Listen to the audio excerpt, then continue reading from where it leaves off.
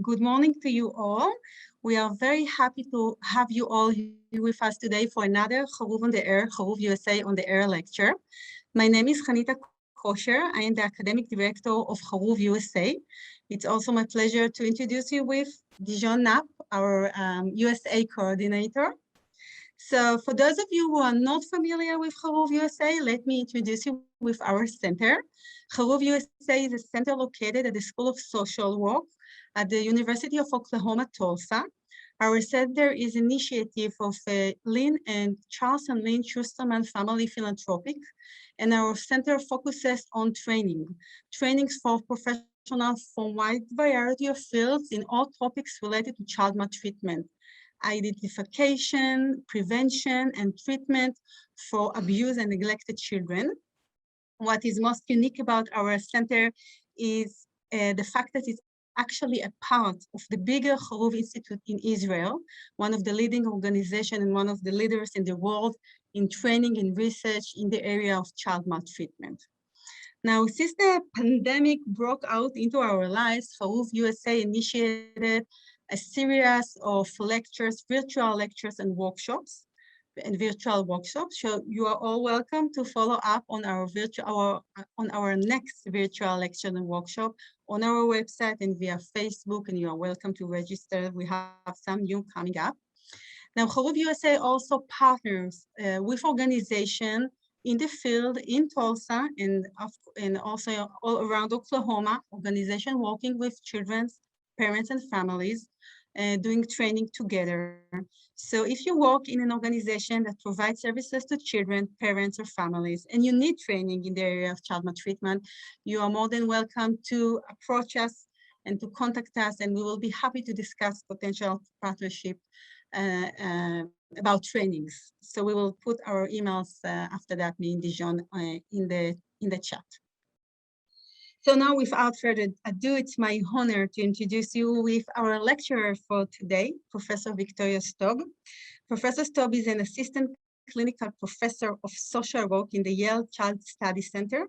She is specialized in integrating social science-based research and theory into practicable, I hope I said it right, clinical application for high-risk children and families living in multi-generational adversity. Professor Stob will present us today a very interesting and important model that has been created in Yale Child Study Center by Professor Stob and her team, the family cycle model. This model was developed in order to treat abused children and their families.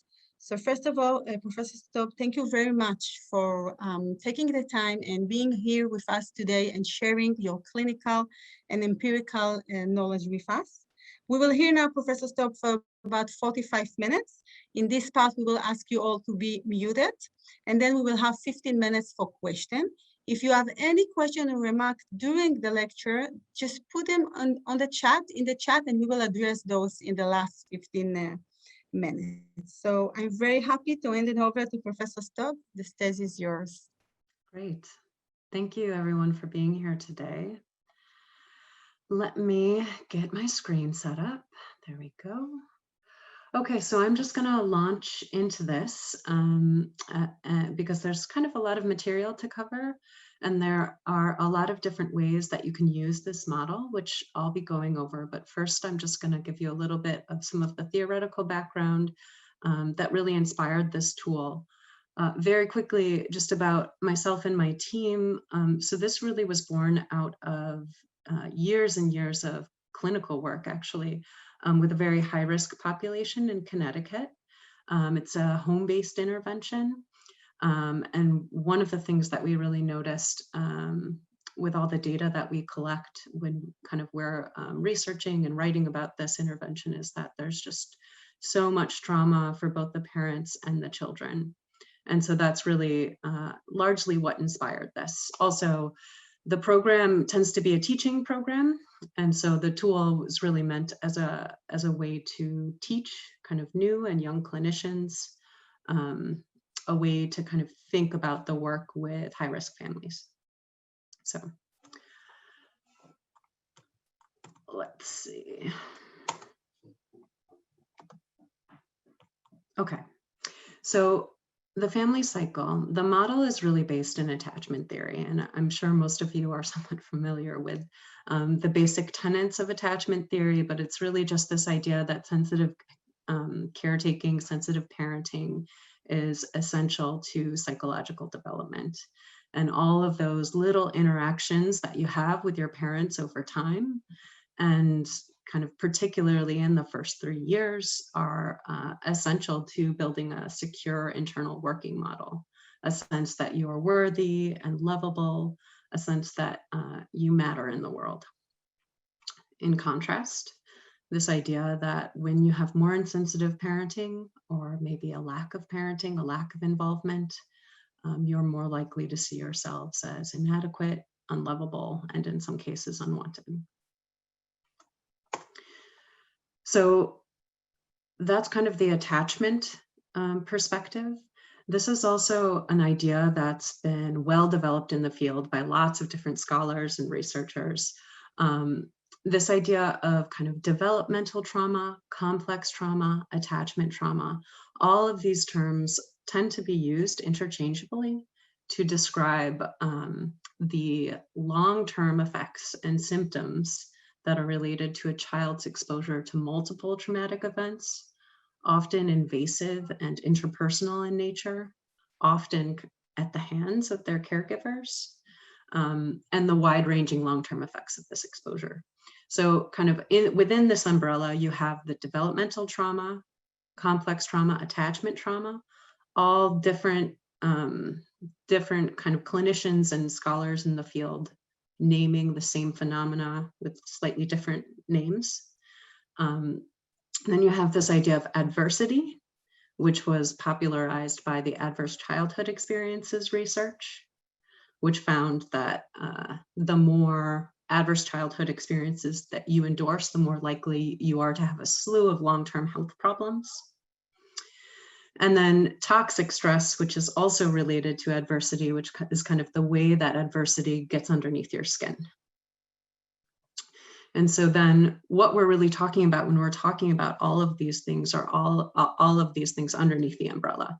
So you have the loss of a parent due to death or abandonment, exposure to community violence, and that's a very, I think, kind of US-centric maybe idea. So there's also like exposure to armed conflict, which like in another circumstance would also fall under this umbrella. There's caregiver mental illness, chronic neglect, exposure to interpersonal violence. So this doesn't only need to involve parents that are, or caregivers that are being violent towards each other. This could also include like an older brother that's violent towards their mom. Just that exposure to long-term violence can have a lot of psychological consequences. Sexual abuse, parental separation or divorce, physical abuse, emotional neglect, caregiver incarceration, caregiver substance use. So I'm sure that we could come up with a lot of other things to put under this umbrella. It's widely expanding. People have suggested things like immigration trauma, refugee trauma. That's kind of from a more global perspective. But all of these concepts are kind of interrelated and really, in large part, inspired this model. So just very briefly, I think this is obvious. Toxic stress, when it becomes toxic, is when you have a prolonged activation of the stress response systems, particularly in the absence of protective relationships. I'm not going to get too into this. This is really the impact of childhood trauma. It really kind of spans multiple different domains in terms of mental health, behavior, brain development, cognition, physical health, emotions, relationships.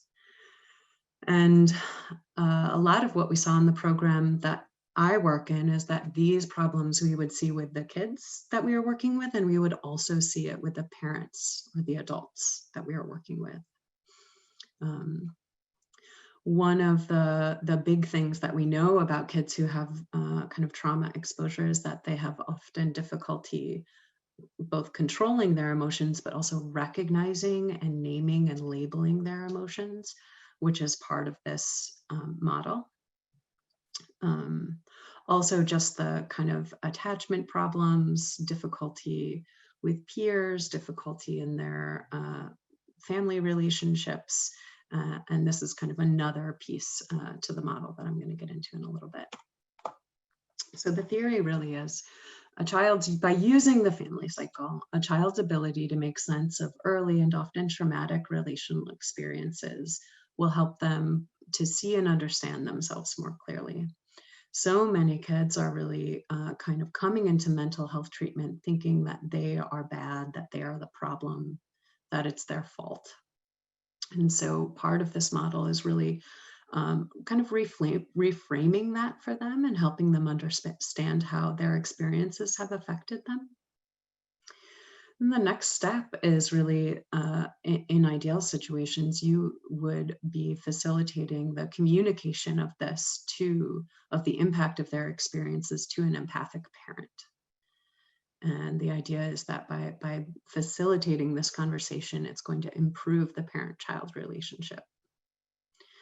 Then by improving the parent-child relationship, that in fact is what's going to be most effective at decreasing negative behaviors. And this was also kind of largely a response to some very kind of medical model or behavioral approaches to child mental health, particularly in the US, where parents will be coming into treatment wanting the clinician to fix the child or to kind of fix the child with medication or to, create some kind of chart that's going to make the child change. So this is really a different way of thinking about behavior problems. So the broad goals are really to kind of change the focus of attention, to move it away from behavior and to ask the parent to kind of step back and to really become curious about the child's behavior. To shift what they're paying attention to listen, to be curious, and to wonder, as opposed to think that they already know and that they already know what's going to fix it. Perspective taking, doing the family cycle is often kind of an experience in perspective taking. Instead of assuming that the child sees the world in the same way as their parent, maybe it's stepping back and trying to imagine how the child might be seeing things. And then ultimately, we're really looking for providing empathy. So, imaginatively standing alongside the child, showing them that you are able to connect with their experience of the event. So what I'm going to be talking about today largely is the focus is going to be on doing the family cycle with a child.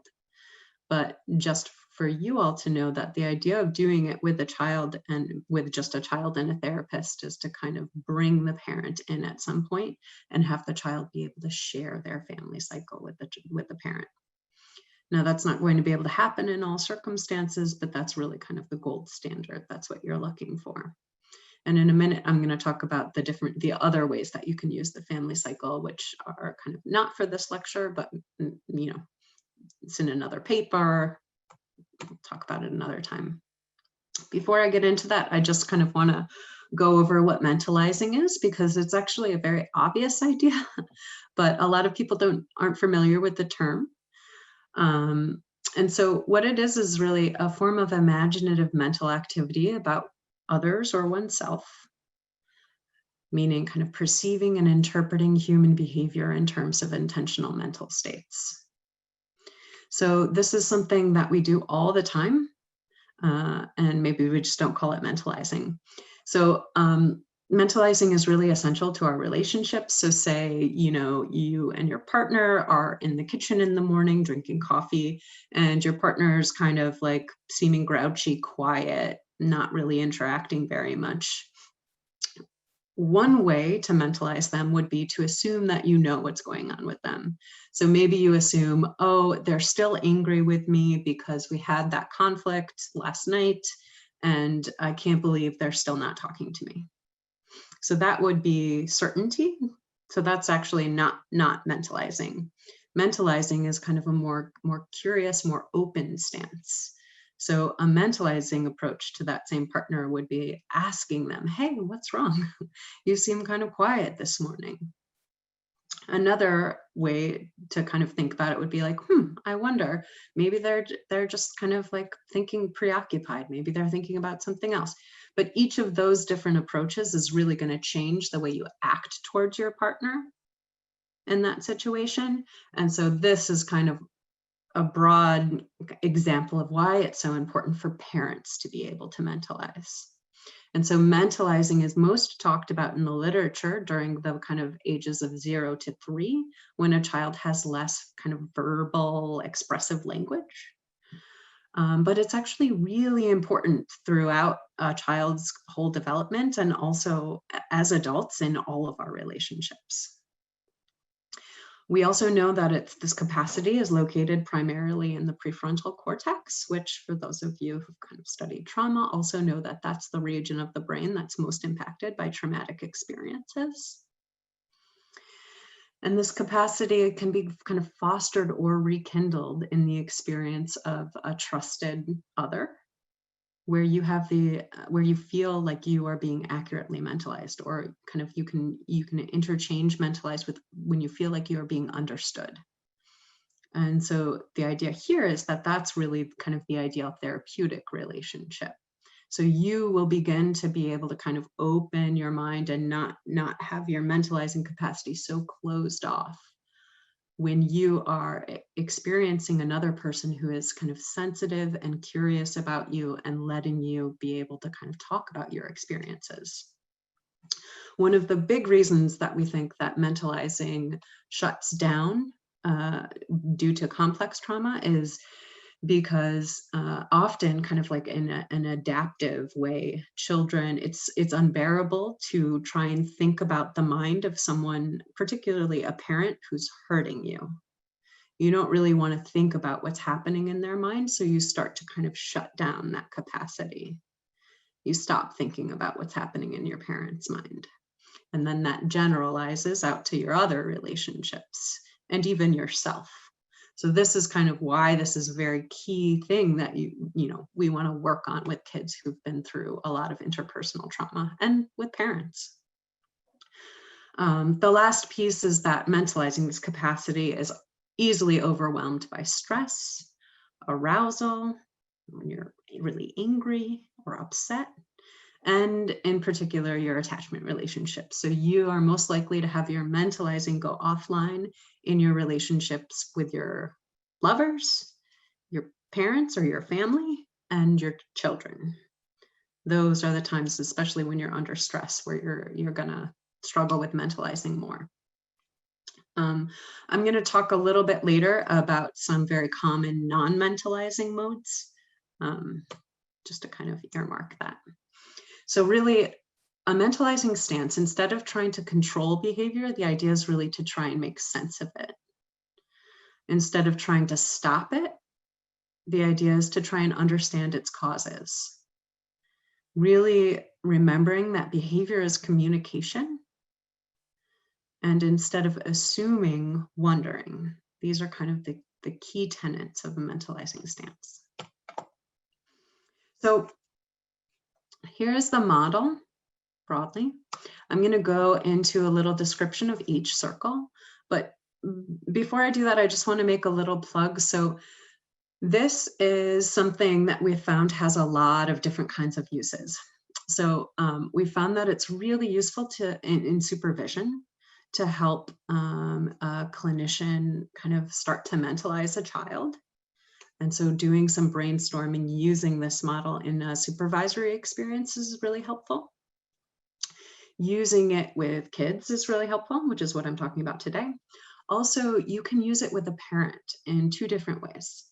So one way, you can kind of try to foster some self-reflection with a parent and have them do their family cycle from when they were a child, which I've written a paper about, and I believe you should all have access to that. And then the other way is really asking a parent to try and imagine how their child might respond to the family cycle activity. So that's like really kind of flexing or kind of working, building their mentalizing muscle by trying to really imagine what their child would say. So you can also use it as a perspective taking activity. All right, so Unacknowledged loss. This is kind of always the best place to begin. And this circle is what's really meant to capture some of the complex trauma experiences and the attachment trauma that I was talking about a little bit earlier in the presentation. So the idea with unacknowledged loss is that this is capturing kind of a painful experience in the parent-child relationship. I used the word loss to really capture emotional loss.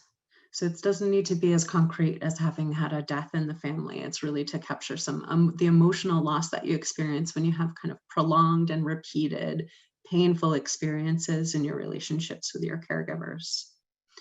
The unacknowledged piece is really trying to mark and capture how difficult it is for most families to talk about these things.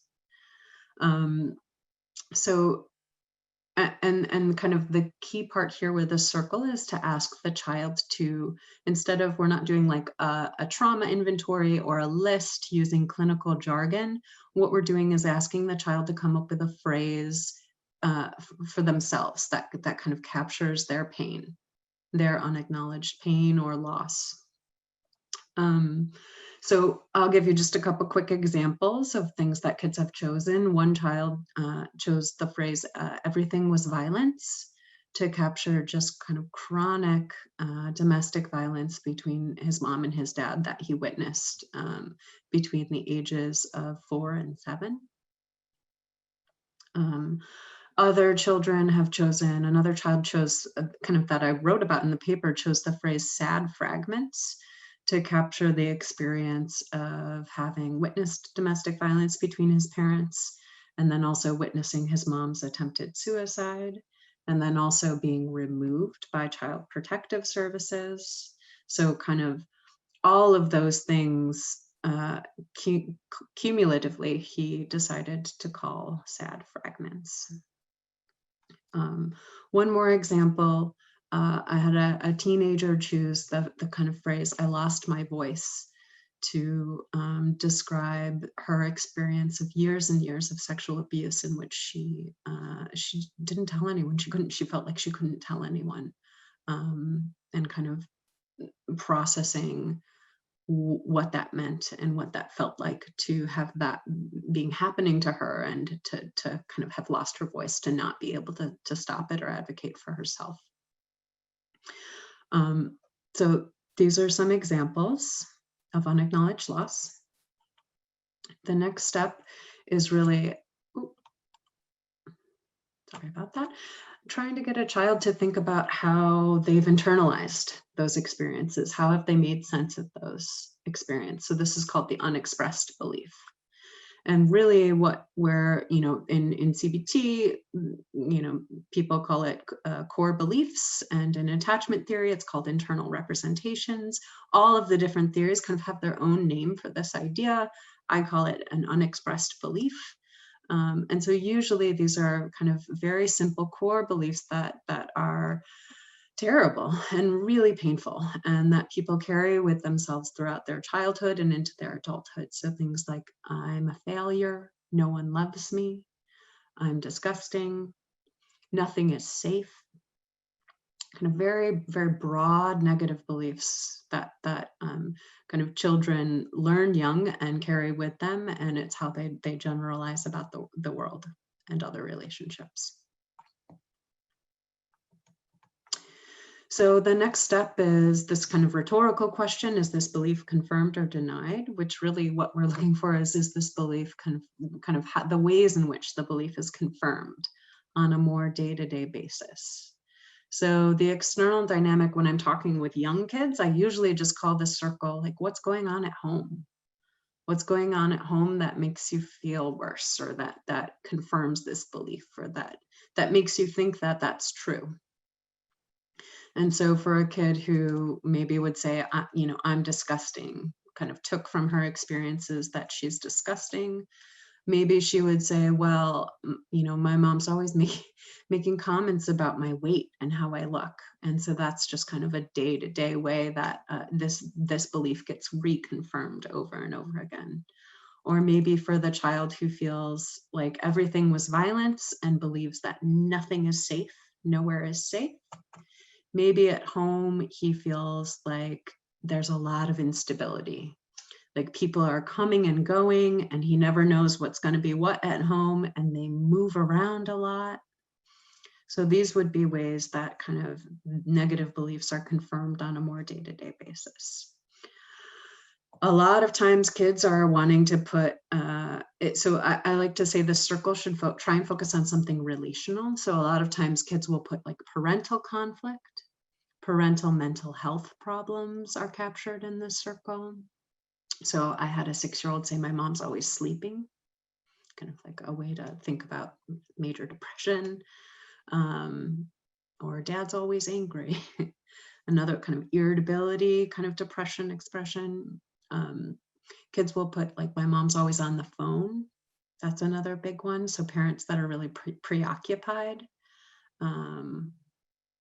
those are kind of tend to be common ones.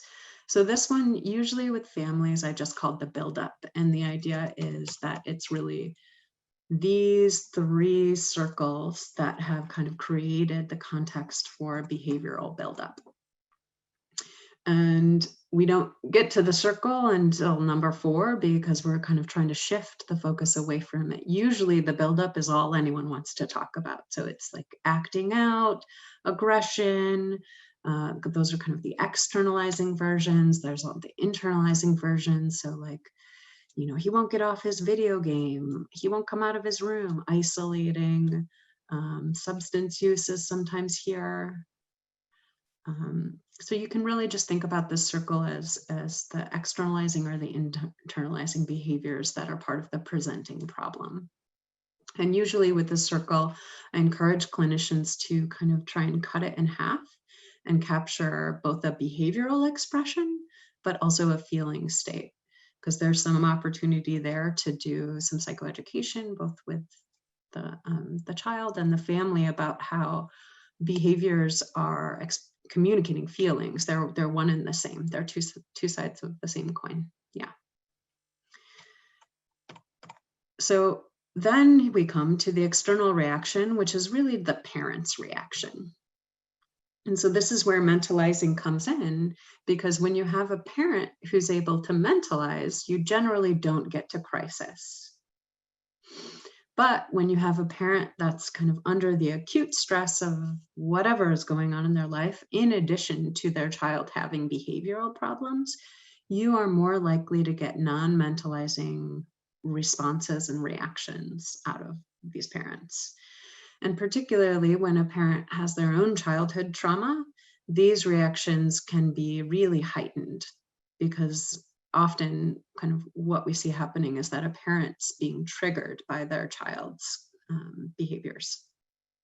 So, you know, in my program with kind of the most acute kids and families, a lot of times what we see are parents who will threaten, parents who will become kind of physically aggressive, parents who will say that they no longer want the child.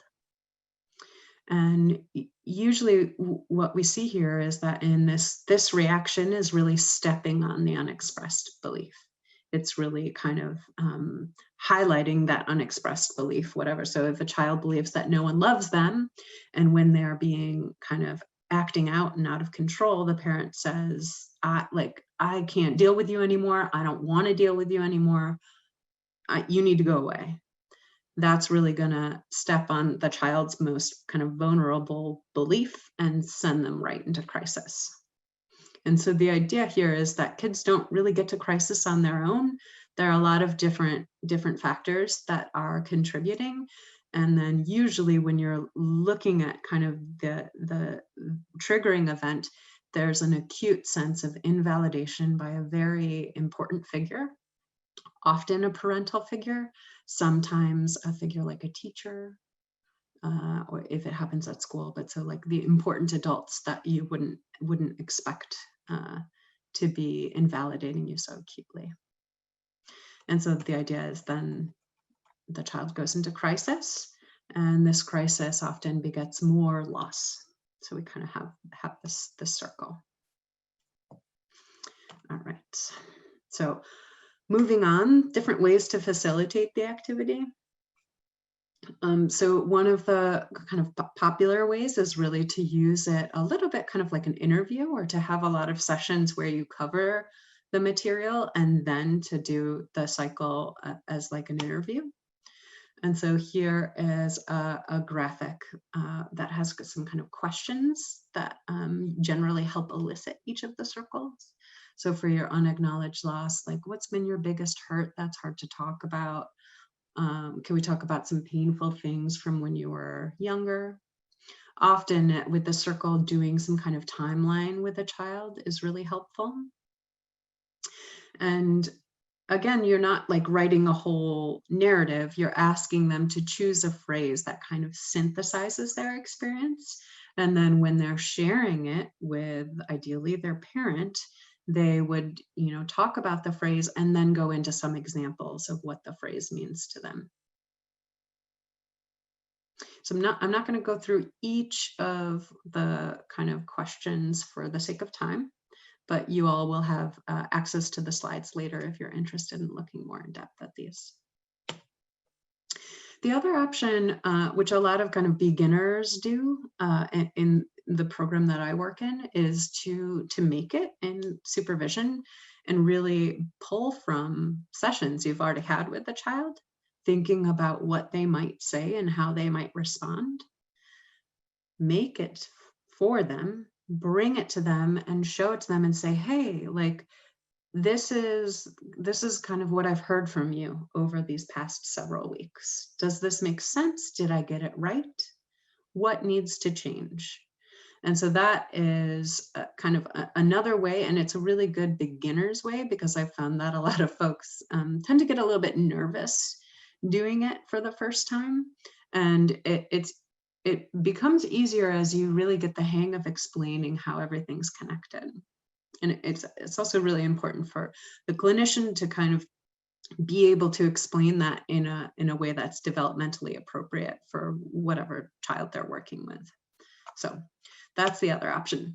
So now with the time that we have left, I'm gonna do a little case presentation, just kind of show you how this can be used clinically and how you can use different activities to really gather more information for each of the circles. So here, this was just this kind of a composite of like an average kid in the program I work in. I think it should be kind of pretty universal or seem to most of you.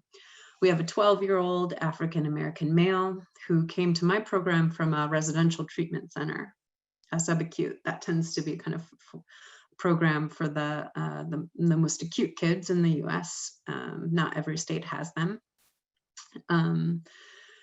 Kind of the main problem, or the presenting problem, was really this kind of anger leading to aggression. He was described in all of the documentation as being a very aggressive, angry kid, which, I'll show you what we found out about him as we got to know him. A lot of kids who, kind of acute kids who go into treatment in the US tend to have a lot of different types of medications and a lot of different diagnoses that don't always help much in kind of understanding them and what's happened to them. So this is just kind of the initial profile we got of Elijah. So for his unacknowledged loss, as we started to learn more about him, one of the things that I always do is kind of a family tree. And that tends to really begin to highlight some of the different forms of unacknowledged loss in his life. So Elijah is down here. You can see his mom, Monique. First, we have, so she has a psychiatric diagnosis. She has a history of suicidal thoughts and a history of homelessness. So those three are pretty kind of big things. You start to wonder, well, how did her mental health problems, what did they look like for him when he was little? And, what did he think or know about them? And, also, does he know about the suicidal thoughts, or did she keep that secret? Although, what I think most of us know from kids is kids can generally sense when their parent is really not doing well. We also have that mom's boyfriend has kind of struggles with heroin addictions, that we have exposure to substance use. We have the loss of his biological father, who was incarcerated when he was in his infancy, and what that kind of what he knows, what having your father being incarcerated, what that would mean to him, what story he tells himself about his origins.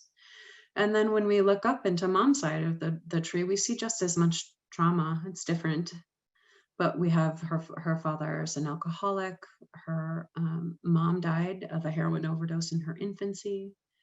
Her psychological mother died of bone cancer. Her siblings, none of them are doing very well. There's a lot of isolation.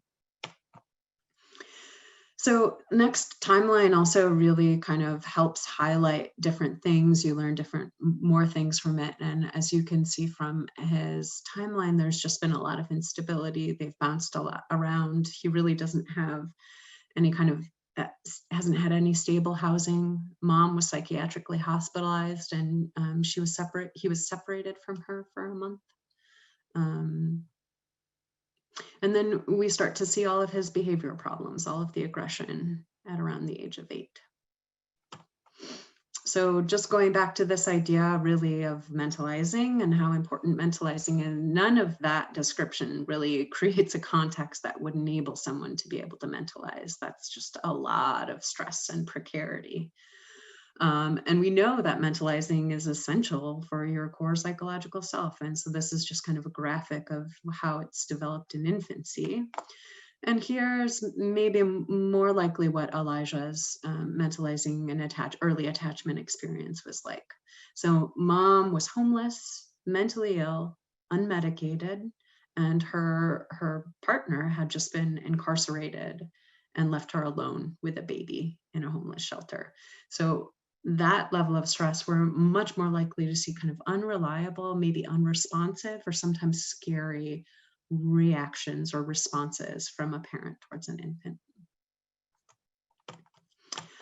Okay, so unexpressed belief. This is really kind of in part inspired by some of the proposals to include things like developmental trauma or complex trauma into the Diagnostic Statistics Manual here in the US.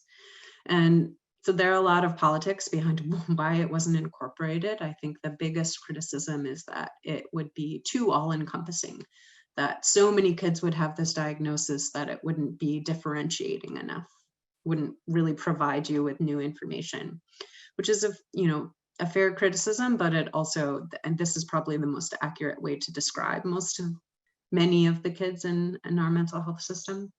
But anyways, back to unexpressed belief. So this is really highlighting C, this idea of persistently altered attributions and expectancies.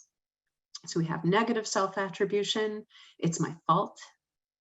I'm disgusting. We have distrust of your protective caregiver. I can't trust anyone. They won't keep me safe.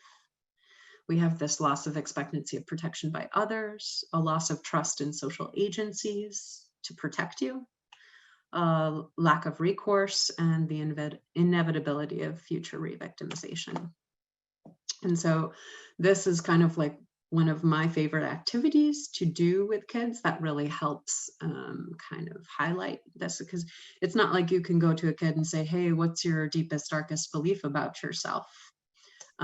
So often kind of removing it from themselves and having them respond is a better way of going about doing that. And here is Elijah's feelings body, which, as you can see, it's a really interesting graphic. It almost evokes kind of this idea of disorganized attachment because internally, so this is his attempt at drawing an anatomically correct heart.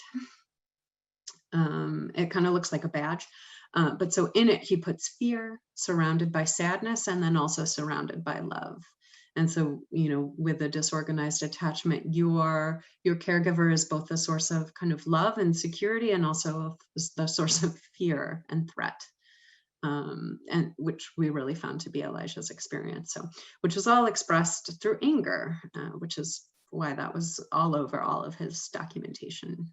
But really, he was a very kind of fearful, anxious kid. Here's mom's feelings body. If this gives you any idea of how mom was doing, not so great.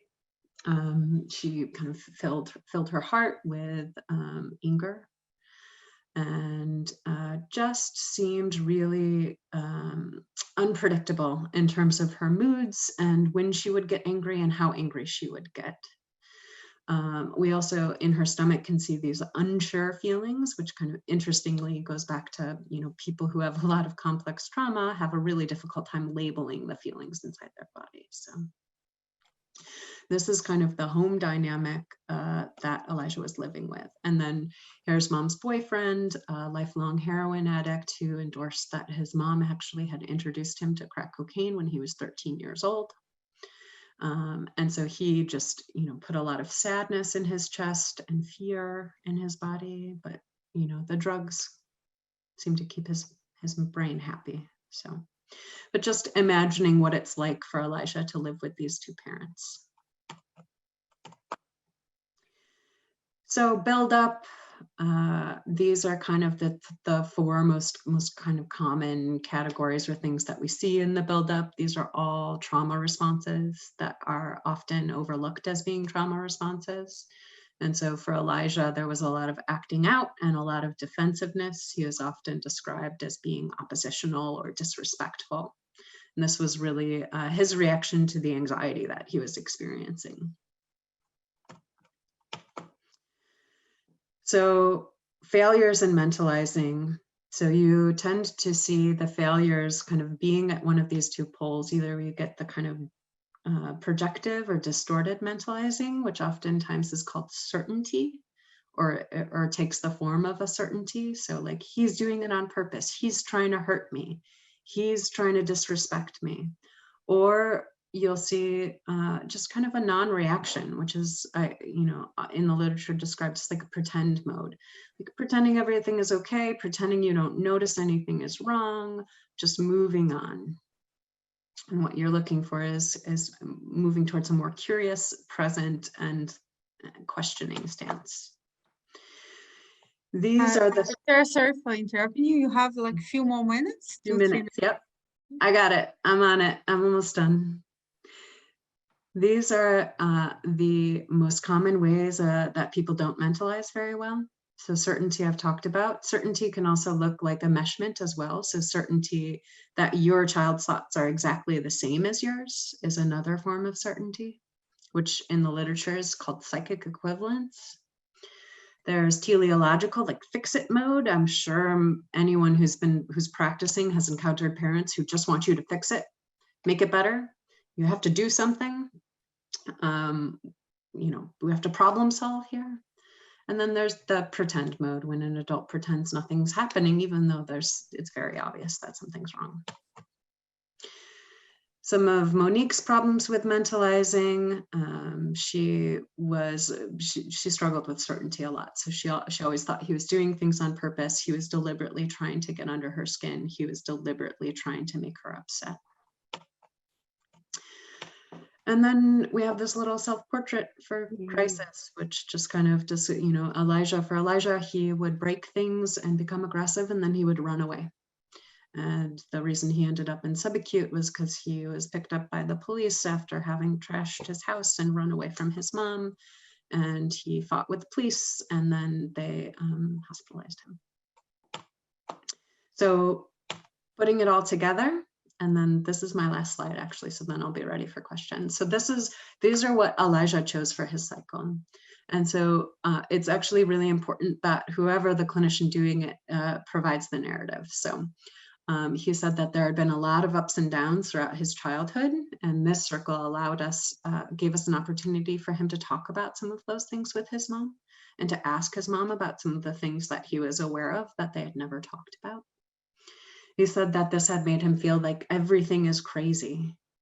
And then at home, it feels even worse when he kind of never knows what he's going to get. And this was a specific reference to mom's moods and mom's behavior.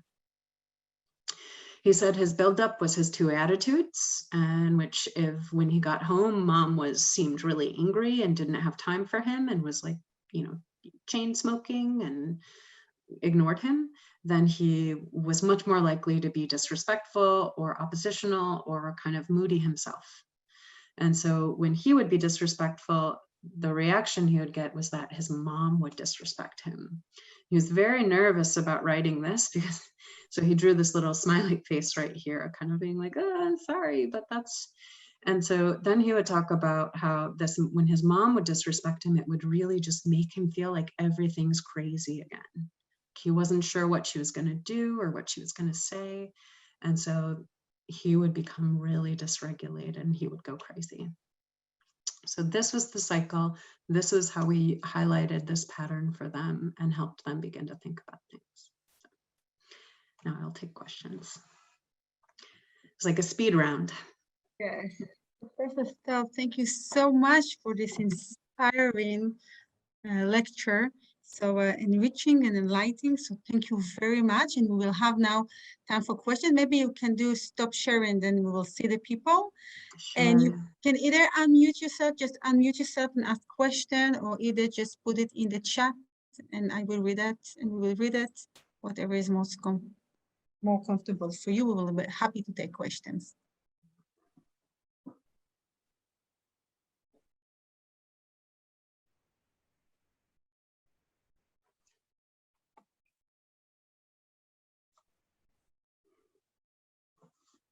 Good morning. I had a question. This model makes so much sense to me. I'm shocked I'm seeing it for the first time. We're learning about it for the first time after all these years. How widely used is the model at this point? And what do you think the best way to get it out there and embraced by clinicians might be, especially with COVID right now? Yeah, thank you. That's an excellent question. So right now, in the state of Connecticut, this tool is part of a model that is used at 20 different sites across the whole state. So in Connecticut, it's used widely. I've also there's been growing interest from kind of master's level social work programs. So I've been presenting at different programs, this program included, just kind of trying to spread the ideas. I've found that mentalization has been slow to kind of get into master's level curriculum for clinicians, and so this is part of my interest in sharing it here today, and I've been doing a lot of different speaking engagements like this.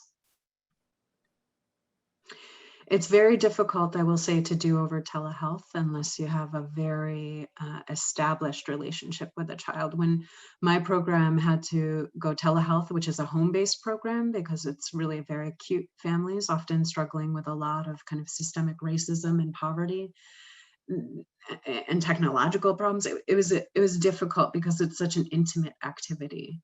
So I think it does do better with in person, though I think it could work with telehealth with maybe an adult or an older teenager where you have like an established relationship and trust. Thank you. I will read another question from the chat by Samantha Prug. I hope I said it right. What is the youngest age you have used the family cycle for? Have you been able to apply it to early childhood population through use with the primary caregiver rather than the child, if the kiddo is too young? So that's a great question. So so in my program, usually the youngest is 3. But at the Child Study Center, we have a lot of different programs, and there's been growing interest in using this model with an outpatient population that works more with very young children.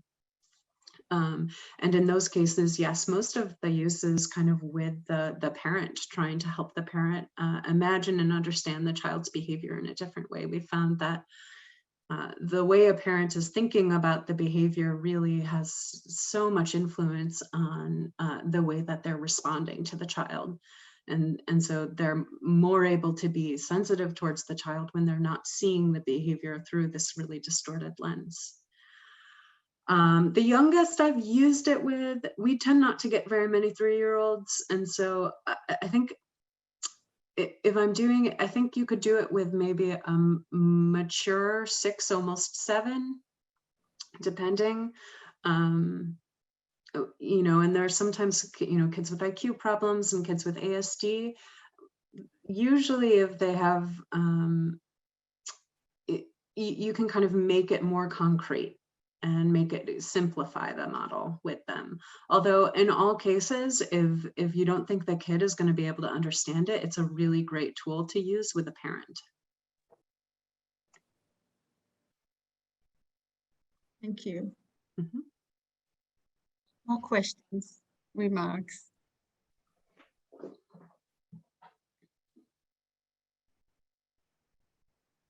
Okay, thank you, Paula. Do families come to your program through self-referral treatment centers, courts?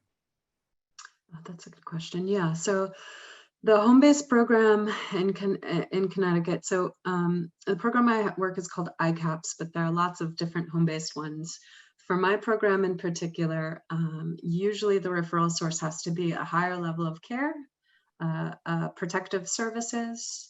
We don't often get juveniles unless they also have co-occurring psychiatric problems. So we will get juveniles sometimes, but only if they also have like a mood disorder or, you know, some kind of psychiatric problem, generally other than ADHD. And one more referrals. Oh, so we'll get referrals a lot of times from PHPs or IOPs, so partial hospitalization programs, where kids tend to go right after they're inpatient. They'll go to a partial hospitalization program and then come to an in-home program like mine. Thank you. We have a question from Amanda about sharing the access to the head notes that they will be able to use with the current clients. You send me some materials that I will send the people. So I sent some material this morning that you all have access to. So the PowerPoint presentation you'll have access to, but also just a write-up I did of different activities that folks can use that really help bring some depth to each of the circles on the cycle. So the activities are all divided up by kind of circle concept, if that makes sense. So there's like a section called unacknowledged loss, and it has a lot of different activities that a clinician might use to help to really try and think about what the child's unacknowledged loss might be. And each of the circles is captured in that write-up. So I believe everyone will get it after the presentation. Thank you for sharing that. Thank you very much. We will send it to all of you. Thank you.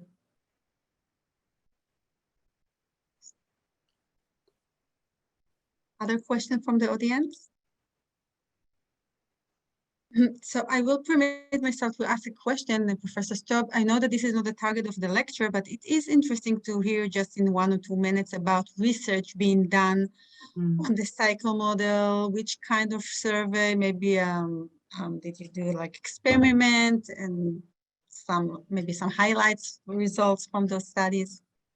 Yeah, so we have kind of an opportunity to do a more naturalistic study because this model has been around since the 90s, and we introduced the family cycle and really tried to shift the theoretical orientation of the model to more mentalization, kind of attachment trauma-informed focus in 2018. And so what we hope to do at some point is to really compare several years of before with several years of after to kind of look at outcomes. That's one of our long-term projects. We're also really interested in, so I'm working with a team, the team that wrote the paper with me on developing kind of a parent mentalization measure. It's like an observation measure for clinicians to really try and break down some of the ideas about mentalizing and to help clinicians begin to spot it when it's happening, or spot kind of anti-mentalizing when it's happening. there, the field of mentalization is new, and it's been very theoretical. And so I'm really interested in making applicable tools that clinicians and supervisors and people can use on the ground in the field. And so this measure, we're hoping that it has a similar function to the family cycle, where it can be used both as a teaching tool and also as a way to capture progress. So we're hoping to publish on that relatively soon, actually. We're in pilot stages with it. Thank you. So we'll take one last question from Mike Blackett. Have you ever used this to help an adult process their own childhood family cycle? Yeah, absolutely. So part of the model in the home-based program that I work with is there are always two clinicians. There's one that works with a parent and one that works with the child, and then everyone comes together for family sessions. So it's very intensive. So I've used it a lot with parents to process their own trauma. It's kind of part of the model. But also I do outpatient work. And so I've used it there. A lot of times when I'm teaching this, I will encourage people to attempt their own. Because when I was learning about the adult attachment interview and going through that training, Arietta Slade, one of the first things that she suggested was that you really go through all of the questions on the adult attachment interview and ask yourself them. And so this is also kind of a recommendation that I give with the family cycle. Granted, sometimes it's the unacknowledged loss is less acute or less traumatic. Maybe it's more like long-term feelings of alienation in your family, or just feeling like nobody talked about anything. Those aren't acutely traumatic, but really shape you. And so the family cycle can be used in that way. Yeah, and I think it's very effective with adults. Adults tend to have to understand it quite readily. Thank you. So Aldona said that was the last. We will take the 2 last minutes just to answer another question very quickly.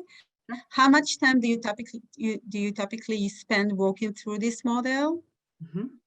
Yeah. So okay. So in the intervention where I work in, it's recommended to do it at 8 to 10 weeks. But I know, to me, it's once you have an established relationship with the child, once you feel like you've been able to really,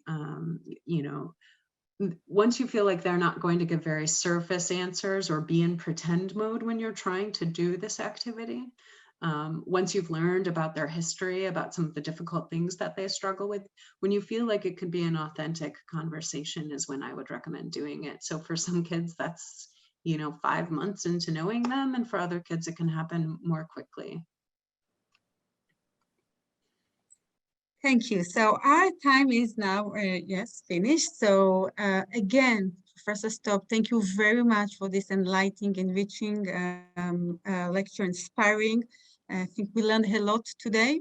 Thank you all for taking part in our Haruv on the Air lecture.